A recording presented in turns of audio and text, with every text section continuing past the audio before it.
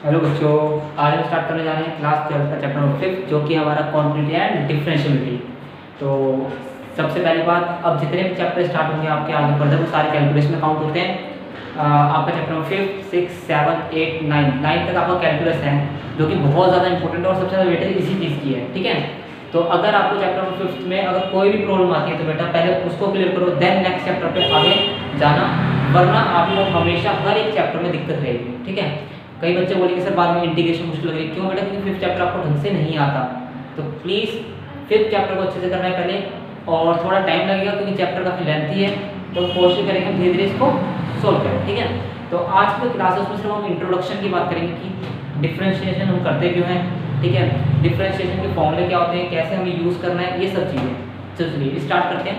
सबसे पहले बात करते हैं डिफ्रेंशिएशन होता क्या एक्चुअली, हम किसी चीज़ का डेरिवेटिव क्यों करें। देखिए, डिफरेंशिएशन बोलो या डेरिवेटिव बोलो बात एक ही है। डिफरेंशिएशन बोलो या फिर डेरिवेटिव बोलो बात एक ही है। तो पहले बात आती है कि हम डिफरेंशिएशन करते क्यों हैं।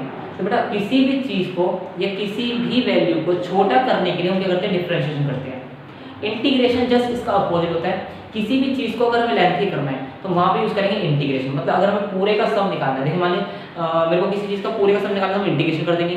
और अगर उसमें से किसी एक पार्ट का हमें आंसर निकालना है तो दैट इज डिफरेंशिएशन। ठीक है, तो जब पूरी चीज़ को सोल्व करना है तो हम इंटीग्रेशन यूज़ करते हैं, जब इससे एक स्मॉल पार्ट को सोल्व करना है तो यूज़ करते हैं डिफरेंशिएशन। ठीक है, तो चलिए अब बात करते हैं इसके फॉर्मूले की। तो बेसिक फॉर्मूला आप 11th क्लास में पढ़ चुके हैं। ठीक है, हम उसी से आगे करना स्टार्ट करेंगे, ये पहले उसी को रिकैप करके थोड़ा बहुत। तो सबसे पहला फॉर्मूला जो आपका आता है बेटा डेरिवेटिव का वो होता है हमारा d/dx ऑफ x की पावर n। अच्छा, इसका मतलब क्या है? इसका मतलब है डेरिवेटिव ऑफ x की power n with respect to x। मतलब कि हम x की पावर n का डेरिवेटिव कर रहे हैं, लेकिन किसके रिस्पेक्ट में? x के रिस्पेक्ट में। ठीक है, तो हमेशा ऐसे ही पढ़ो या फिर सिंपल डेरिवेटिव x की पावर n तो भी सही है। ठीक है, तो चलिए हम यहाँ पे देखते हैं कि इसका डेरिवेटिव क्या होता है। तो इसके लिए हमने 11th क्लास में फॉर्मूला पढ़ा था कि d/dx ऑफ x की पावर n जो होता है हमारा, वो होता है पावर आगे जाके एक पावर कम हो जाती है x पावर n माइनस 1। यही फॉर्मूला आता है हमारे उनके d/dx ऑफ x की पावर n का n x की पावर n माइनस 1। चलिए एक एग्जांपल देखते हैं इस पे। अगर हम एग्जांपल बात करें तो d/dx ऑफ x की पावर 5, तो देखिए क्या होगा। मैंने बोला पावर आ गया कि एक पावर कम हो जाएगी, तो यहाँ पर जो पावर है हमारी वो 5 है। पावर कितनी है? 5 है, तो पावर आ गई 5 x की पावर 5 माइनस 1। आंसर कितना आ जाएगा? 5x की पावर 4। ये हमारा इसका फाइनल आंसर होगा। ठीक, इसी तरीके से अगर मैं करता हूँ डेरिवेटिव ऑफ x की पावर माइनस 10, देन इसका डेरिवेटिव जो होगा वो क्या होगा? माइनस 10 आगे आएगा, x की power minus 10 minus 1 it become x की माइनस 11। एक पावर कम करनी है, हमें पता है माइनस 11 छोटा होता है किससे? माइनस 10 से। तो हम क्या करेंगे? पावर रिड्यूस कर देंगे। अब मैंने इसके लिए एक तरीका बनाया, क्योंकि क्वेश्चन बहुत ज़्यादा आता है, नोट में करके मैंने एक फॉर्मूला इसका अलग से बनाया अपनी तरफ से। मैंने बोला 1/x की पावर n का डेरिवेटिव क्या होता है? d/dx ऑफ x की पावर n। ठीक है, तो ये फॉर्मूला मैंने खुद बनाया। इसके लिए क्या हम लिखेंगे? हम लिखेंगे minus n divide by x की पावर n प्लस 1। हम ये फॉर्मूला इसके लिए यूज कर सकते हैं। ये फॉर्मूला बेसिकली क्वेश्चन को सोल्व करते करते अपना दिमाग में आ गया कि ऐसा भी कुछ हो सकता है। ठीक है, तो चलिए एक क्वेश्चन में देखते हैं, जैसे डेरिवेटिव ऑफ 1/x की पावर 100। डेरिवेटिव 1/x की पावर 100, तो क्या बनेगा बेटा? माइनस 100, देखिए ऊपर माइनस में आ जाएगा, डिवाइड बाई x की पावर 101। ठीक है, आप चाहो तो इसको इस वाले फॉर्मूले से सोल्व कर सकते हो। कैसे?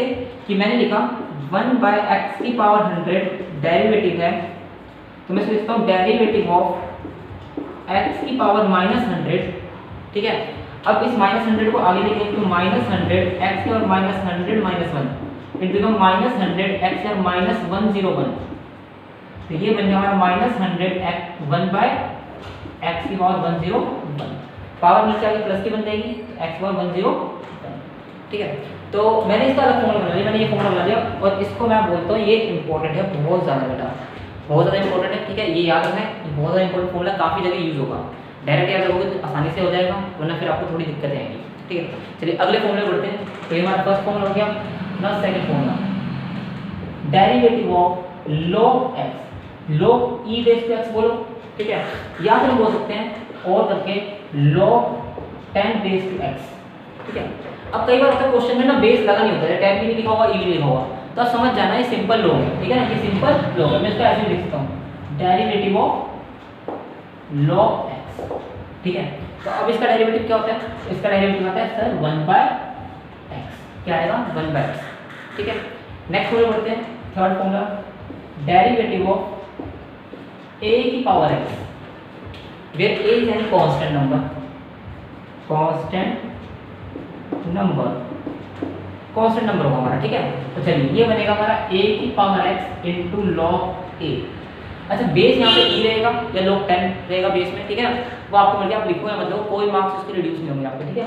चलिए एक क्वेश्चन देखते हैं इसका एग्जांपल, डेरिवेटिव ऑफ 5 की पावर x, तो क्या लिखा जाएगा बेटा, इसे लिखा जाएगा 5 की power x into log a, कितना हमारा यहाँ पे 5, तो ये बन गया हमारा 5 की पावर x log 5।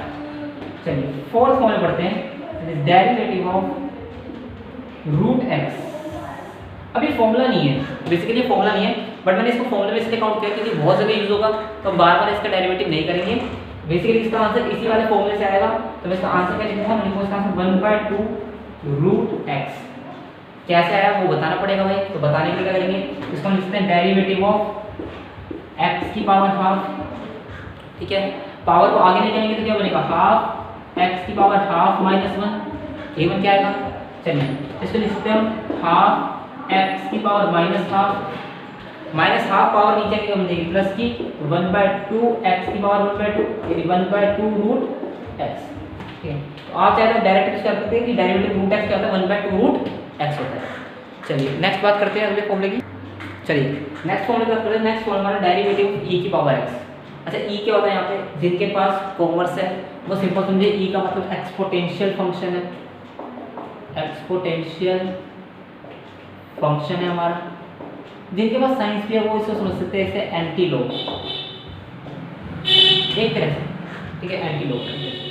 अब e की पावर x का चाहे हम इंटीग्रेशन करें या डेरिवेटिव बेटा, उसका हमेशा क्या रहता है, e की पावर x ही रहता है डेरिवेटिव, क्या रहता है, e की पावर x ही रहेगा, यानी कुछ भी आ जाए हमेशा e की पावर में अगर कुछ भी आता है तो e की पावर x है, e की पावर x ही रहने वाला डेरिवेटिव, इसके अलावा कोई फर्क नहीं पड़ेगा।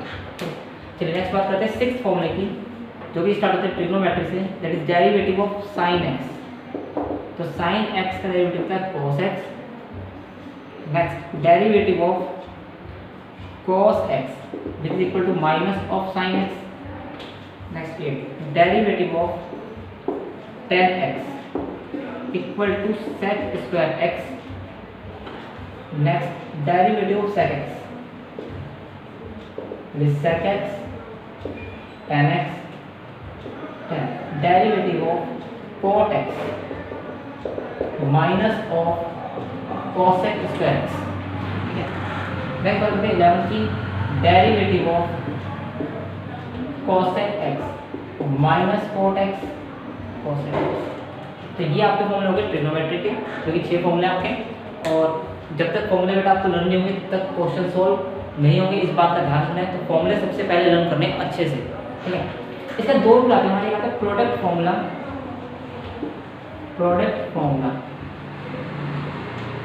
ठीक है, कि मान लीजिए हमें सिंगल का डेरिवेटिव नहीं करना, हमारे पास दो मल्टीप्लाई में है फंक्शंस, उनका हमें डेरिवेटिव करना है, तो हम बोलते हैं डेरिवेटिव ऑफ, मान लेते हैं u इंटू वी, ये दो फंक्शन है, इसका हमें डेरिवेटिव करना है, और हमसे पूछेगा इसका डेरिवेटिव बताओ। देखो अगर सिंगल होता तो हम इस तरीके से लगा सकते थे, बट यहाँ पे अपना product formula, first sem derivative of second plus second same derivative of first.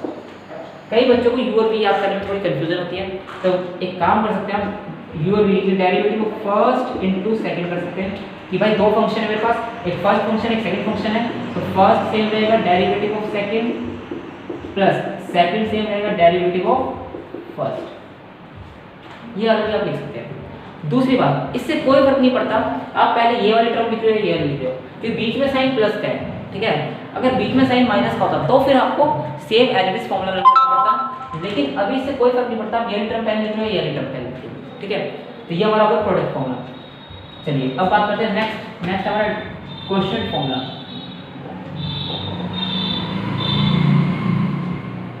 या फिर डिवाइड फॉर्मूला। डिवाइड फॉर्मूला, ठीक है। अब मान लीजिए दो फंक्शन मल्टीप्लाई में डिवाइड में, तो क्या करें, तो सर सिंपल सी बात है, अगर लिखा है कहीं पर derivative of first function divided by second function, तब क्या करें, तो फिर इसके लिए हमने 11th में फॉर्मूला पढ़ा था, क्या पढ़ा था बेटा, कि सेकंड से derivative of first minus first से derivative of second divided by second का होल स्क्वायर, ये फॉर्मूला पढ़ा था। चलिए, तो हमारे जो शुरू की एक्सरसाइज 2 एक्सरसाइज उसके लिए फॉर्मूले इतने इनफ है, इतने काफ़ी फॉर्मूले हैं कि उनसे आराम से क्वेश्चन सॉल्व कर सकते हैं। अब बात करते हैं, इसमें एक रूल आता है जिसे हम बोलते हैं चेन रूल।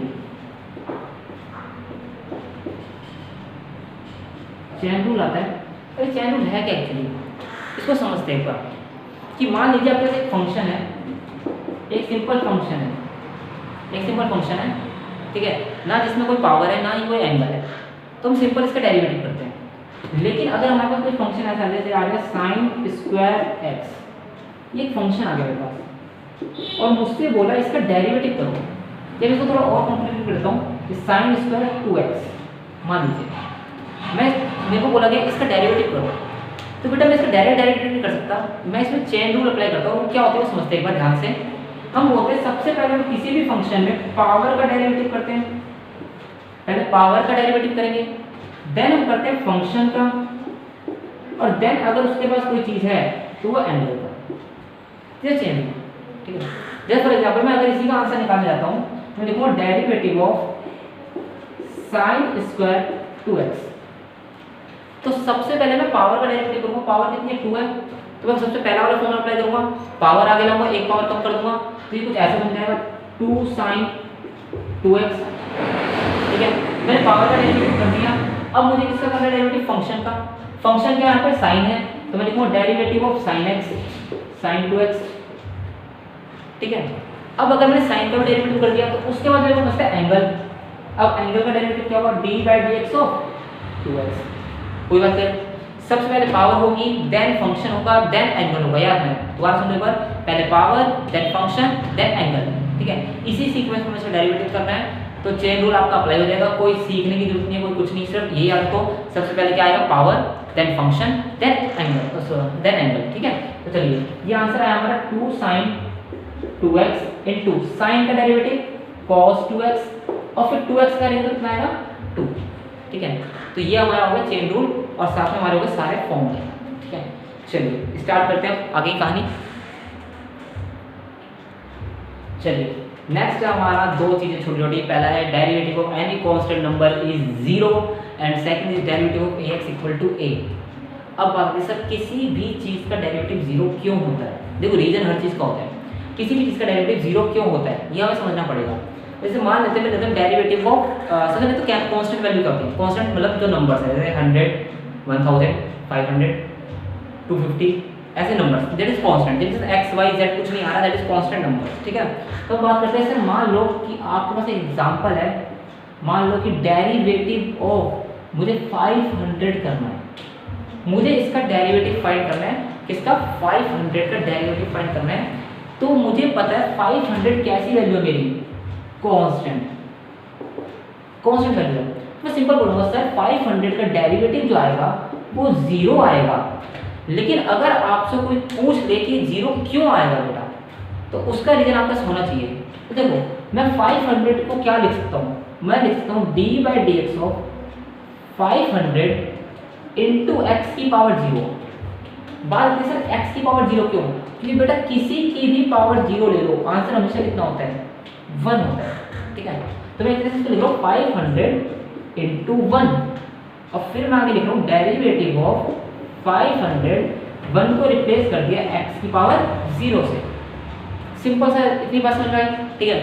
अब बात करते हैं आगे कि सर आगे क्या करें। तो बेटा ये कांस्टेंट वैल्यू, इसका डेरिवेटिव तो होगा नहीं, तो हम इसको उठा के बाहर ले आते हैं, ये बन जाएगा 500 डेरिवेटिव ऑफ x की पावर 0। अब फर्स्ट वाला फॉर्मूला अप्लाई करेंगे, पावर आगे एक पावर कम, तो अगर मैं यही अप्लाई करता हूँ तो 500 इंटू 0, देखो पावर को उठा के आगे लिया, x की पावर 0 माइनस 1, तो ये बना 0 इंटू एक्स की पावर -1, और 0 से किसी को मल्टीप्लाई करो, आंसर कितना आएगा 0, ठीक है। कितनी बात क्लियर होगी कि भाई किसी भी कांस्टेंट वैल्यू का डेरिवेटिव 0 क्यों होता है। एक और एग्जांपल देखते हैं। अच्छा सा एक और एग्जांपल देखते हैं कि मान लीजिए आपके पास है derivative of D by d x की जगह मैंने इस बार लिख लिया D by D Z into में 15। मुझसे बोला गया इसका डेरिवेटिव फाइंड करो। तो आपको एक चीज है कि सर यहाँ पर 15 है, कांस्टेंट वैल्यू डेरिवेटिव 0 होगा, बट 0 क्यों होगा उसका रीजन होना चाहिए हमारे पास। तो लिखते हैं D by D Z of 15 into 1, क्योंकि अब मैं विद रिस्पेक्ट टू जेड के कर रहा हूँ, ध्यान सुनना, अब मैं विद रिस्पेक्ट टू जेड के कर रहा हूँ तो मैं इस चीज को बेटा लिख सकता हूँ D by D Z 15 into Z to power 0। मैं इसको ये अप्लाई कर सकता हूँ ना। 15 कांस्टेंट वैल्यू बाहर आएगी D by D Z of Z की पावर 0 और फिर लगाएंगे बेसिक फॉर्मूला, पावर आगे एक पावर कम। तो यहाँ बना हमारा 15 इंटू 0 जेड की पावर -1, फाइनल आंसर कितना आ गया 0। यानी एक छोटी सी बात मेरे मोटे से दिमाग में समझ में आई मुझे कि भाई किसी भी चीज़ का कांस्टेंट कर दें, कांस्टेंट का डेरिवेटिव कर दें, आंसर हमेशा कितना आएगा 0 आएगा। आंसर कितना आएगा हमेशा 0 आएगा। चलिए अब बात करते हैं नेक्स्ट फॉर्मूले की कि सर सेकंड फॉर्मूला क्या लिखा है। मैंने लिखा derivative of ax equal to a। अब ये फॉर्मूला कहाँ से आया और कैसे आया इसको समझते हैं, ठीक है। तो समझते हैं एक बार कि मान लीजिए डेरिवेटिव ऑफ a की पावर x का मैंने फॉर्मूला लिखा ax का फॉर्मूला लिखा मैंने a। अब इसको ऐसे समझते हैं कि मान लो डेरिवेटिव लिखा है आपके पास 100x, क्या लिखा बेटा 100x, ठीक है। अगर मैं इससे इसको कंपेयर कर दूं तो मेरे पास डायरेक्ट आंसर आ जाएगा कितना 100। बट ये आंसर आया कहाँ से वो समझते हैं एक बार कि सर ये 100 आया कहाँ से। तो ये कुछ यहाँ से आया बेटा कि 100 है कांस्टेंट वैल्यू, इसको बाहर लेके आएंगे, डेरिवेटिव ऑफ x कर देंगे। अब एक चीज समझिए, अगर डायरेक्ट समझते हो वेरी गुड। क्या लिखा है dx बाई dx, यहाँ लिखा है dx बाई dx, कैंसिल होने पे 1 ही आने वाला है, कैंसिल होने पे 1 ही आने वाला है। फॉर एग्जांपल 2 बाई 2 कैंसिल हो कितना देगा 1 देगा, 3 बाई 3 कैंसिल हो कितना देगा 1 देगा, ऐसे dx बाई dx कैंसिल हो कितना देगा 1 देगा। एक तरीका तो ये बेटा, और अगर ये तरीका समझ नहीं आता तो 100 तो है हमारे पास बाहर, और x की पावर कितना है यहाँ पे 1। फिर बेसिक फॉर्मूला अप्लाई करेंगे, 1 को आगे लेके x की पावर 1 माइनस 1 कर दिया हमने, तो ये बन गया 100 इंटू एक्स की पावर 0, और किसी की भी पावर 0 को पता है कितना आंसर होता है 1, तो ये बन गया 100 इंटू 1, कितना आंसर आ गया 100। तो ऐसे भी 100 आएगा, वैसे भी 100 आएगा, जैसे करना है वैसे करो, आंसर 100 ही आने वाला है, ठीक है। तो अब इसी से मैंने एक चीज निकाली क्योंकि कंफ्यूजन बहुत ज़्यादा होती है बच्चों को कि भाई अगर कहीं लिखा है डेरिवेटिव ऑफ cx तो उसका आंसर डायरेक्ट c होगा, अगर कहीं लिखा है डेरिवेटिव ऑफ dx तो उसका आंसर डायरेक्ट d होगा, अगर कहीं लिखा है डेरिवेटिव ऑफ 1000x उसका आंसर 1000 होगा। यानी x हट जाएगा, बाकी जो भी वैल्यू बची वो हमारा कर जाएगा कांस्टेंट का आंसर डेरिवेटिव हो जाएगा, ठीक है। चलिए अब यहीं पर एक एग्जांपल लेते हैं छोटा सा और देखते हैं क्या आंसर होना चाहिए उसका।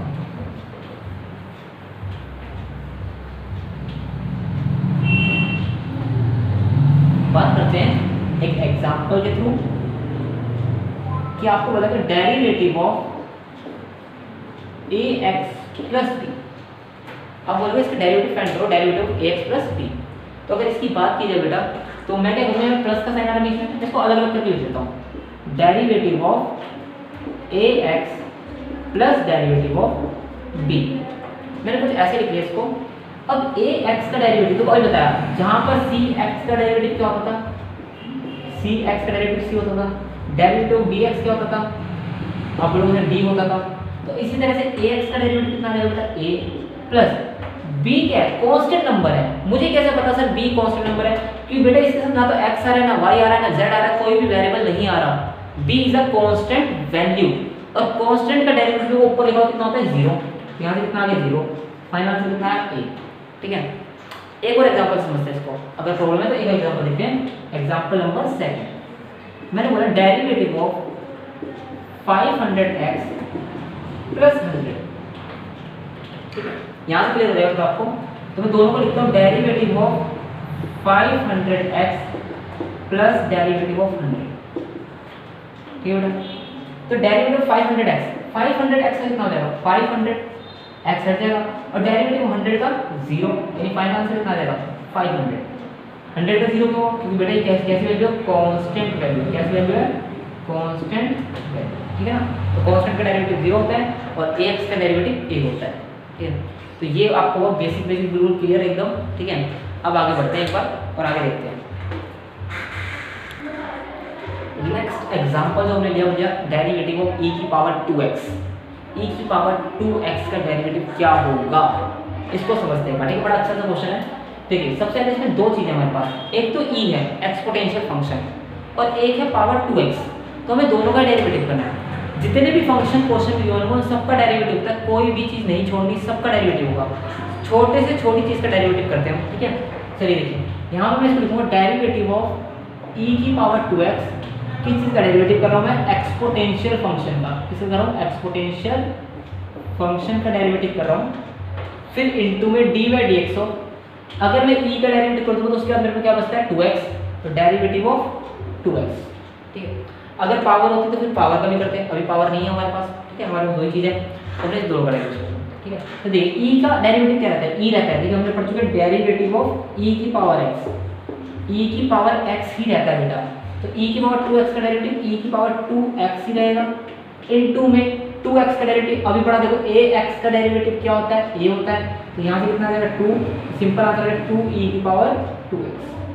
ठीक है बेटा, चलिए अब इसके बाद करते हैं आगे की बात कि सर ये एग्जांपल समझ में आ गया, हमें आगे एक और एग्जांपल के थ्रू समझाओ।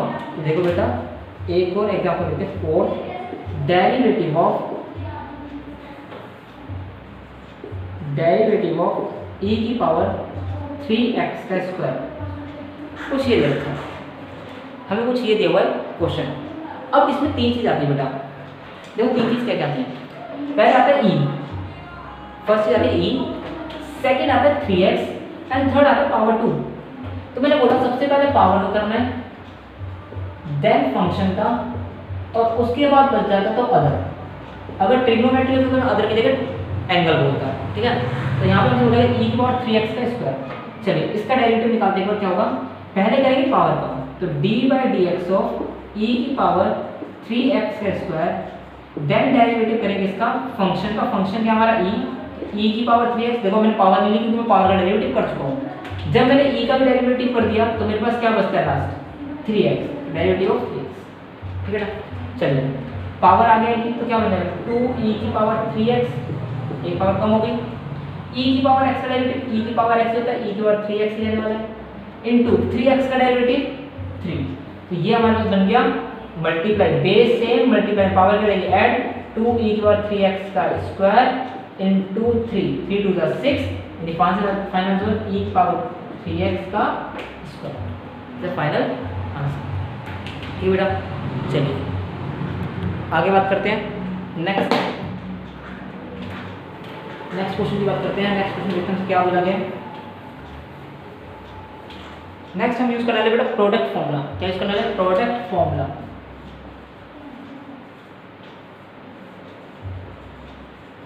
प्रोडक्ट फॉर्मूला अभी बताया। प्रोडक्ट फॉर्मूला क्या होता है? D by d x of first into second. First same रहेगा derivative of second plus second same रहेगा डेरिवेटिव ऑफ फर्स्ट। ये वाला फॉर्मूला अप्लाई करेंगे। चलिए इस पे क्वेश्चन देखते हैं सिंपल सा कि क्वेश्चन क्या है। ये क्वेश्चन बोल रहा है derivative of sine x into cos x. ये हमें देखते हैं। ठीक है बेटा, तो यहाँ पर मैं अप्लाई कर सकता हूँ फर्स्ट इनटू सेकंड। पहली बात, फर्स्ट इनटू सेकंड में आपकी मर्जी है, फर्स्ट किसको भी लो सेकंड किसको लो, कोई फर्क नहीं पड़ता है। इससे कोई फर्क नहीं पड़ेगा, आप इसको फर्स्ट फंक्शन ले लो, इसको सेकंड फंक्शन ले लो, आंसर हमेशा क्या आएगा? सेम आएगा जो आना चाहिए। ठीक है, चलिए बात करते हैं। अगर मैंने इसको फर्स्ट फंक्शन कंसीडर किया तो ये मेरे पास फॉर्मूला है। इसके हिसाब से फर्स्ट फंक्शन सेम रहेगा, यानी साइन एक्स सेम रहेगा। डेरिवेटिव किसका करेंगे बेटा? सेकंड का, यानी कॉस एक्स, प्लस फिर सेकंड फंक्शन सेम रहेगा, यानी कॉस एक्स सेम रहेगा। डेरिवेटिव किसका करेंगे? Sine x. ठीक है, चलिए साइन का साइन ही रहेगा, कोई चेंज नहीं, बट कॉस का डेरिवेटिव माइनस साइन एक्स। जब फॉर्मूले में आपको आराम से समझ आएगा। ठीक है, चलिए साइन एक्स कॉस का minus sine x plus cos x into sine का भी कॉस एक्स। तो ये बन गया minus sine square x plus cos square x. मैं इसको लिख सकता हूँ cos square x minus sine square x. अब बात आती है कि आपने 11th के फॉर्मूले ट्री हो गए, कितने आसान अच्छे से याद करेंगे। ठीक है, तो अगर आपको पता है cos square x minus sine square x क्या होता है, तो आप डायरेक्टली आप लिख सकते हो कॉस 2x क्या होता है बेटा, cos 2x होता है। ठीक है, अगर आपको लर्न नहीं है तो कोई बात नहीं बेटा, आप आंसर यहाँ तक भी छोड़ सकते हैं। ठीक है, तो आज की क्लास में हमने बात की बेसिक रूट की। ठीक है, आज इंट्रोडक्शन था, कल से इस चैप्टर की एक्सरसाइज स्टार्ट होगी। 5.2 से स्टार्ट करेंगे हम, पहले पूरे डेरिवेटिव करेंगे, देन उसके बाद कॉन्टिन्यूटी आएंगे, क्योंकि कॉन्टिन्यूटी एक ही एक्सरसाइज है। ठीक है, और जब आपको डेरिवेटिव अच्छा लगेगा तो कॉन्टिन्यूटी करने में अपने आप मजा आएगा। ठीक है, चलिए बाकी नेक्स्ट क्लास करते हैं।